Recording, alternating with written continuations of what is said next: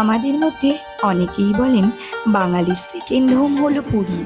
আচ্ছা, কথাটা কি আপনি সত্যি মনে করেন? আমার মনে হয় কথাটা একেবারেই সঠিক। আমাদেরকেই দেখুন না, অনেক দিন ধরেই ঠিক করছিলাম কোথায় যাব এবার পুজোয় ঘুরতে। আসলে চাকুরিজীবী বলুন বা ব্যবসাদারদেরই কথা বলুন, দুর্গা পুজোর পর আমরা যেন নিজেদের মতন সময় কাটাবার সময়টুকু পাই। তাই এবার পুজোয় ফ্যামিলি নিয়ে বেরোতে যাওয়ার প্ল্যান করলাম পুরী।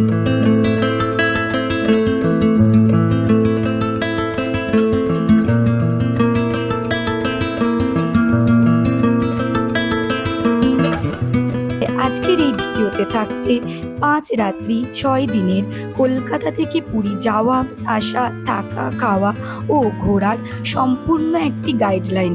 তবে হ্যাঁ, ভিডিওটিতে দুটি পার্টে ভাগ থাকবে।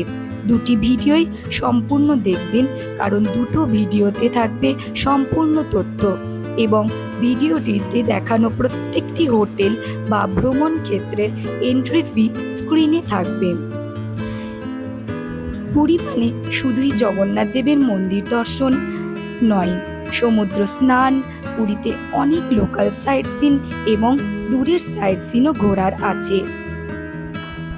এই পুরী প্ল্যান মাফিক আমরা যাত্রা শুরু করলাম। সকাল সকাল ফ্রেশ হয়ে নিয়ে চা বিস্কিট খেয়ে নিয়ে ক্যাব ধরে পৌঁছে গেলাম হাওড়া স্টেশনে। উপযুক্ত সময়ে পৌঁছে চেপে পড়লাম বন্দে ভারতে নিজেদের কম্পার্টমেন্টে। ঠিক 6টা 10-এ বন্দে ভারত হাওড়া স্টেশন থেকে ছাড়লো পুরীর উদ্দেশ্যে।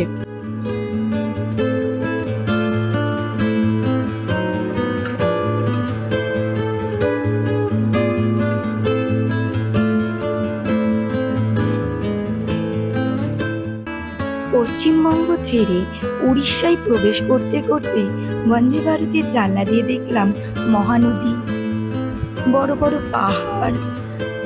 যাত্রাপথের এই সিনারিওগুলো সত্যিই ভোলবার নয়। তবে হ্যাঁ, পুরীর প্ল্যান শুধু ট্রেনের টিকিট কাটাতেই আমাদের শেষ হয়নি, তার সাথে আমরা থাকার প্ল্যানটাও করে ফেলেছিলাম। তাই পুরী পৌঁছে স্টেশন থেকে আমরা অটো করে পৌঁছলাম আমাদের প্রথম 2 দিন থাকার গন্তব্য, মানে পান্থনিবাসে। পান্থনিবাস হলো উড়িষ্যা ট্যুরিজমের একটি গেস্ট হাউস। পান্থনিবাসে থাকার কারণই ছিল আমরা চাইছিলাম পুরীর সমুদ্রকে খুব নিজের মতন করে অনুভব করতে।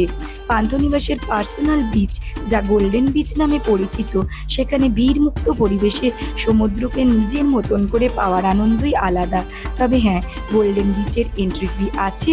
একবার এন্ট্রির জন্য লাগবে 20 টাকা, আর সারা দিন এন্ট্রির জন্য লাগবে 50 টাকা। আচ্ছা, বলে রাখা ভালো, পান্থনিবাসে থাকতে গেলে Orissa tourism development corporation official website থেকে অনলাইনে বুকিং এবং পেমেন্ট করতে হবে। রুম ভাড়া স্ক্রিনে দেওয়া রইল। পান্থনিবাসে পৌঁছানোর পর খানিক ফ্রেশ হয়ে নিয়ে পান্থনিবাস রেস্টুরেন্টে লাঞ্চ সেরে বেরিয়ে পড়লাম গোল্ডেন বিচের উদ্দেশ্যে। তবে সত্যিই বলছি, এত দূর থেকে যে জার্নি করার পরেও শরীরে বা মনের কোনো জার্নি নেই। মনের মধ্যে তখন প্রবল আবেগ, সমুদ্রকে জড়িয়ে ধরার। হ্যাঁ, আমি সমুদ্রপ্রেমী, আর আমার মতন যারা সমুদ্রকে ভালোবাসো তারা একবার পুরী ঘুরে এসো, কথা দিচ্ছি মন ভরে যাবে।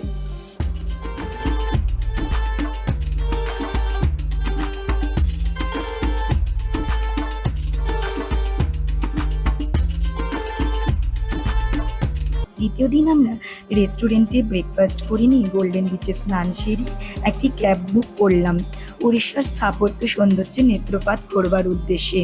আজকের প্ল্যান ছিল উড়িষ্যার দূরের সাইট সিনগুলি। ক্যাব ভাড়া লেগেছে 3600 টাকা। গাড়িটি ছিল 7 সিটার। যাত্রাপথে প্রথমেই পড়ল চন্দ্রভাগা বিচ। এখানে কিছুটা সময় কাটিয়ে নিলাম। আহা, যতবার আলাদা আলাদা বিচে নামছি ততবার যেন সমুদ্রকে আলাদা রূপে দেখতে পাচ্ছি। হ্যাঁ সত্যি, এটা বলেই রাখতে হয় যে পুরীর আলাদা আলাদা বিচে সমুদ্র যেন আলাদা আলাদা রকম। আবার গাড়িতে উঠে পড়লাম এবং পৌঁছে গেলাম স্যান্ড আর্ট মিউজিয়ামে। বালিতে করা এই সমস্ত মূর্তিগুলি সত্যি চমৎকার। বালি দিয়েও যে এত সুন্দর সুন্দর মূর্তি করা যায় আমি এই স্যান্ড আর্ট মিউজিয়ামে এসে দেখে সত্যি অবাক হয়ে গিয়েছিলাম। স্যান্ড আর্ট মিউজিয়াম থেকে পৌঁছালাম কোণারক সূর্য মন্দিরে। সূর্য মন্দিরের এন্ট্রি ফি পার হেড 40 টাকা। এখানে সূর্য মন্দিরের গায়ে চমৎকার কারুকলা দেখে এবং ছবি তুলে নিয়ে আমরা গেলাম সান টেম্পল মিউজিয়ামে।